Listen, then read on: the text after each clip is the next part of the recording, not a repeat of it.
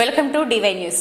స్పందించిన ఫారెస్ట్ అధికారులు వికారాబాద్ జిల్లా పరిగి డివిజన్ పూడూరు మండల కేంద్రంలోని గేట్ సమీపంలో ఒక కలప లారీని పట్టుకున్న ఫారెస్ట్ అధికారులు ఆఫీసుకు రాత్రి సుమారు 8:45 ఫారెస్ట్ అధికారులు పట్టుకుని ఫారెస్ట్ ఆఫీసుకు తరలించడం జరిగింది. ఫారెస్ట్ ఆఫీసులోనే లారీ ఉంది.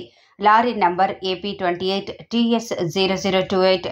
లారీ పైన పరదా కూడా వేశారు. ఫారెస్ట్ జిల్లా అధికారి జ్ఞానేశ్వర్ మరియు బీటీ ఆఫీసర్ అందరూ కలిసి ఎంక్వైరీ చేసి కలప నిజంగా అక్రమంగా తరలిస్తున్నారా లేదా అనే వివరాలు త్వరలో చెప్తాము అని బీటీ ఆఫీసర్ చెప్పారు.